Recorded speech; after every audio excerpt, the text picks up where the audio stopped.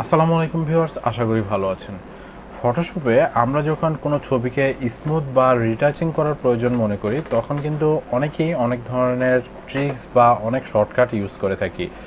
তো সেগুলো থেকে আমি আপনাদেরকে একটা ট্রিক্স অথবা শর্টকাট দেখাবো, যার মাধ্যমে আপনি যে কোনো পিম্পল অথবা যে কোনো দাগ রিমুভ করতে পারেন। তাহলে চলুন বন্ধুরা, আমরা শুরু করি। এখানে আমরা ক্যানভাসে যে ছবিটি দেখতে পাচ্ছি, এই ছবিটির মাঝে অনেক ধরনের পিম্পল কিন্তু এখানে দেখা যাচ্ছে। তো এই পিম্পলগুলো আমরা রিমুভ করার জন্য সর্বপ্রথমে এখান থেকে হেলিং ব্রাশ টুলটা সিলেক্ট করব, অথবা কিবোর্ড থেকে আপনি যখন যে বাটন প্রেস করবেন তখন কিন্তু হেলিং ব্রাশ টুলটা এখান থেকে সিলেক্ট হয়ে যাবে। সিলেক্ট করার পরে এখানে বড় বড় যে পিম্পলগুলো দেখতে পাচ্ছি, এই পিম্পলগুলো সর্বপ্রথমে আমরা রিমুভ করব। রিমুভ করার জন্য কিবোর্ডের অল্ট বাটন চেপে ধরে ছবিতে যে জায়গায় স্মুথ আছে, অর্থাৎ পিম্পলের পাশাপাশি যে জায়গায় স্মুথ আছে, সেখানে আমরা মাউস দিয়ে প্রেস করব। মাউস দিয়ে প্রেস করলে কিন্তু সেই জায়গাটা আমাদের সিলেক্ট হয়ে যাবে। তারপর হচ্ছে আমরা মাউস দিয়ে এগুলোর উপরে যখন আমরা এভাবে প্রেস করব, তখন কিন্তু দেখব যে আমাদের পিম্পলগুলো কিন্তু এখান থেকে রিমুভ হয়ে যাচ্ছে। তো এভাবে করে আমাদের চেহারায় যে যে জায়গায় বড় বড় পিম্পলগুলো দেখা যাচ্ছে, মানে যেগুলো হাইলাইট হয়ে আছে, সেসব পিম্পলগুলো আমরা এখান থেকে রিমুভ করে দিব। তারপর মাউসের রাইট ক্লিক যখন করব, তখন কিন্তু এখানে যে ডায়ামিটারটা দেখাবে, এখান থেকে আমরা চাইলে এই ডায়ামিটারটা ছোট বড় এখান থেকে করে নিতে পারবো। জাস্ট এখান থেকে পিম্পলগুলো আমরা এভাবে রিমুভ করব। তো যখন অনেকটা এভাবে বড় বড় পিম্পলগুলো রিমুভ করা শেষ, তারপর হচ্ছে আমরা এখন ছবিটাকে স্মুথ করে তুলব। স্মুথ করার জন্য আমরা এখানে দেখতে পাচ্ছি যে একটি মাত্র লেয়ার আছে। তো এখানে আমরা ডুপ্লিকেট আরও একটি লেয়ার করব। ডুপ্লিকেট লেয়ার করার জন্য কিবোর্ড থেকে কন্ট্রোল জে বাটন প্রেস করব। কন্ট্রোল জে বাটন প্রেস করার সাথে সাথে দেখব যে এখানে ডুপ্লিকেট আরও একটি লেয়ার হয়ে গেছে। তো এখন আমরা এই ডুপ্লিকেট লেয়ারটির উপরে প্রেস করা অবস্থায় কিবোর্ড থেকে কন্ট্রোল আই প্রেস করে এটাকে ইনভার্ট করে নিব। ইনভার্ট করে নেওয়ার পরে এখানে যে মোড দেওয়া আছে, এখানে মোড দেওয়া আছে নর্মাল। তো এখান থেকে আমরা ভিভিড লাইট করে দিব। ভিভিড লাইট করে দেওয়ার পরে আমরা চলে যাব ফিল্টারে। এখানে ফিল্টার অপশনে প্রেস করব। ফিল্টারে প্রেস করার পরে চলে যাব আদার্সে। আদার্সে যাওয়ার পরে এখান থেকে হাইপাস অপশনে প্রেস করব। হাইপাস অপশনে প্রেস করলে দেখতে পাচ্ছি রেডিয়াসটি যত আমরা বাড়াবো এখান থেকে, তত কিন্তু এখান থেকে আপনার ব্লোয়ারটা বেশি হবে।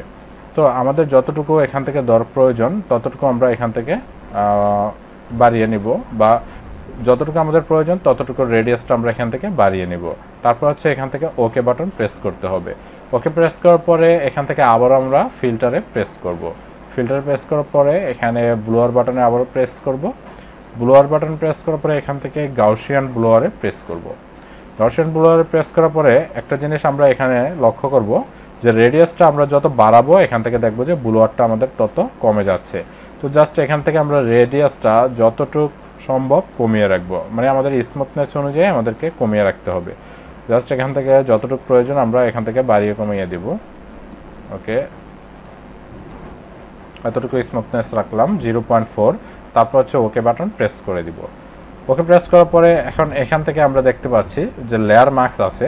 তো এই লেয়ার মার্কসটি আমরা কিবোর্ড থেকে অল্ট বাটন প্রেস করে এখানে লেয়ার মার্কসের উপরে ক্লিক করব। লেয়ার মার্কসে ক্লিক করলে দেখতে পাচ্ছি এখানে একটি লেয়ার মার্কস হয়ে গেছে।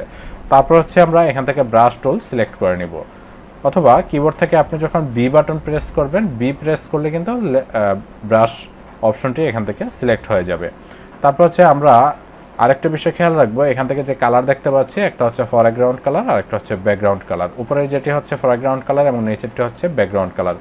কিবোর্ড থেকে যখন ডি বাটন প্রেস করব, তখন অটোমেটিক্যালি উপরেরটি হোয়াইট হয়ে যাবে এবং নিচের ব্যাকগ্রাউন্ড কালারটি ব্ল্যাক হয়ে যাবে।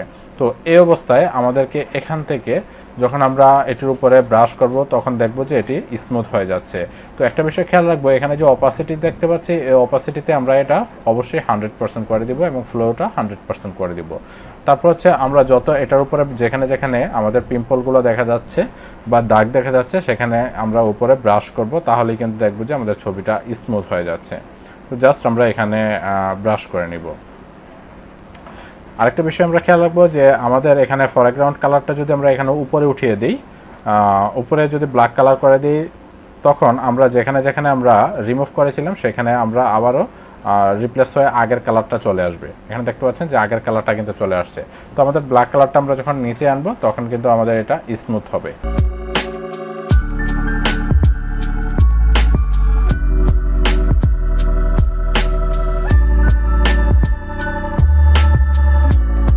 তো ওকে বন্ধুরা, আশা করি বুঝে গেছেন যে কিভাবে আমরা একটা ছবিকে বিভিন্ন ধরনের পিম্পল থাকলে আমরা সেটাকে রিটাচিং করার মাধ্যমে বা এরকম পিম্পলগুলো রিমুভ করে স্মুথ ছবিতে পরিণত করতে পারবো, তা বুঝে গেছেন। তো আশা করি বন্ধুরা ভিডিওটি আপনাদের ভালো লাগবে, আর যদি ভালো লেগে থাকে তাহলে অবশ্যই আমাদের ভিডিওতে একটি লাইক দিবেন, আর পরবর্তী টিউটোরিয়ালগুলো পাওয়ার জন্য অবশ্যই আমাদের চ্যানেলে সাবস্ক্রাইব করে রাখবেন। পরবর্তীতে ফটোশপের বিভিন্ন ধরনের টিউটোরিয়াল নিয়ে আবারও হাজির হব। ততক্ষণ পর্যন্ত ভালো থাকবেন। আল্লাহ হাফেজ।